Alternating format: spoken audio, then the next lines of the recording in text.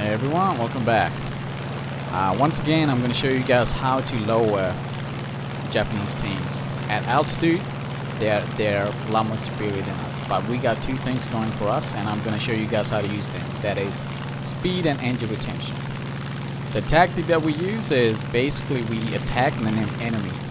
We let him get on our 6 o'clock, and then we attack whoever else is that's in front of us, while we slowly drag whoever's behind us down. So that's what our duck truck here did. He went out there, got an enemy on his 6 o'clock, and yeah, he's just slowly baiting him low. And when you do this process long enough, it takes about probably 5 minutes, 10 minutes to do. And on the deck, Japanese have no chance. Like, I'm gonna show you guys this again, so you guys have an idea on how American teams should be fighting Japanese. This tactic works for British teams as well. British is a little bit more harder because they do have a little bit more energy retention, but nonetheless the tactic still works. So now when that A7M did that turn, he just lost a whole lot of energy, and all I did was shallow climb up. He's done. So right now here, Dogeness goes into the enemy. He's a bit he's at the same altitude as the enemy, but watch this. As soon as he forces the enemies to turn and he shallow climbs up, look at the amount of altitude and distance he gains on all the enemies. Look at that, that's massive. As soon as the Japanese turned, and we were at the same altitude just a couple of seconds before. So and now I'm gonna show you how to engage Japanese. I attack him. I don't turn in. Look at that. I don't turn in. I always keep my speed up. Always keep your speed up.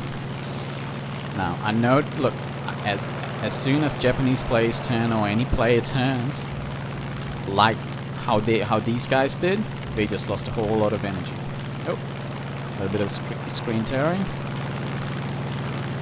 They have no chance. And watch this. There's going to be enemies on my tail. There's going to be enemies on my teammate's tail. All we're doing is keeping our speed high so the enemy can't get us while we try to attack someone else that's in front of us. That's all we do. Now I'm the guy who's being the bait for my teammates. Now they take the energy advantage and attack the Japanese while I gain my altitude. So this is a process that's been going on for a bit. Remember, these guys were above us at one point. And by doing, because the thing is, if you have a good team that knows what we're doing, this works. Like, you could have a A7M high above all of us, right? What we would all do is try to go and attack him at the same time while ignoring the players below us. See, you need most of the enemies at a certain altitude as a cluster. Okay, what I mean is, you don't want one player at 5,000 meters, then 5 players at 7,000 meters. You want the enemies to be clustered in a certain altitude, and that's what we're doing right now. We work them from high to mid. Now we are slowly working them to low altitude. So usually this is if you're new to US teams, you shouldn't be you should not be playing mid-tier or high-tier US, because it's very hard. These tactics are actually used in jet fighters, jet pilots use them. So at height, this US planes basically use jet-based strategies. So this work, like I said before, this works against Spitfires, but against Russians and Germans, you have to meet them at altitude, because you are actually far more superior at altitude against Russians and Germans. So I'm just gonna, and Germans are a team that you guys are gonna be fighting a lot. So, but I had to show you this footage because Japanese is one of the harder nations to fight. But if you're new, I don't think you should be playing US to War Thunder. So we just work them from high altitude to low altitude. So, and yeah, this is a tactic that's just been working for a long time. It's just not a lot of people realize it, how to do it. But remember, you do need a team to do this. You can't just do it by yourself. Like, if you can, hey, that's great. But yeah, it's gonna be pretty rough, very rough. There's gonna be a lot of running if you want to do this tactic by yourself. Now we're gonna go into a gameplay where we look at fighting Germans.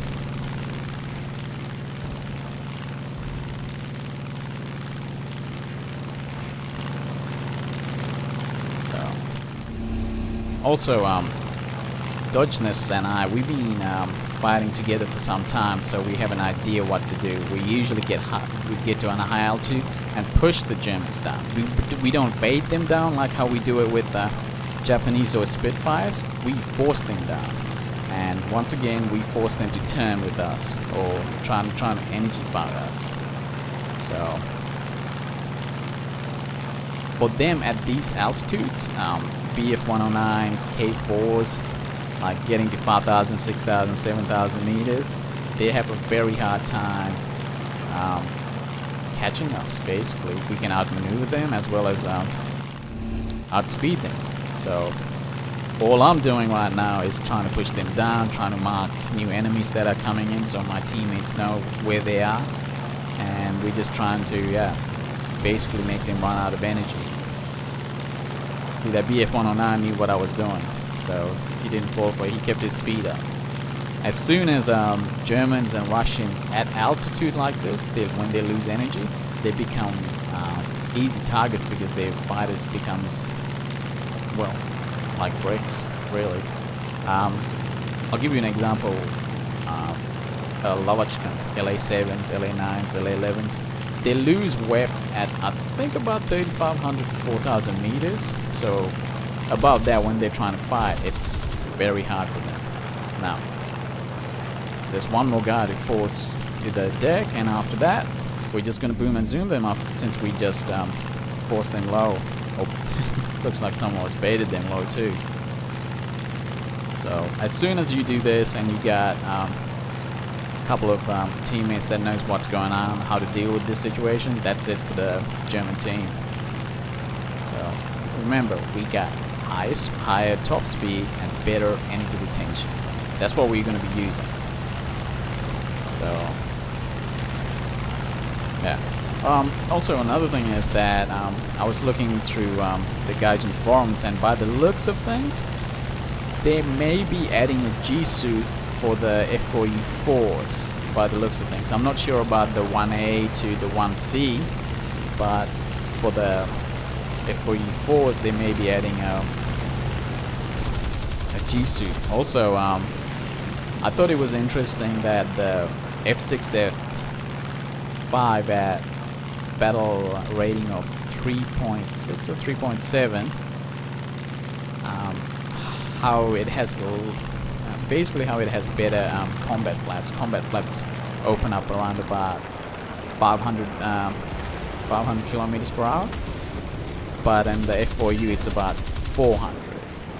So there may be some changes. I don't know. So I hope there is some changes, because that'll make it interesting.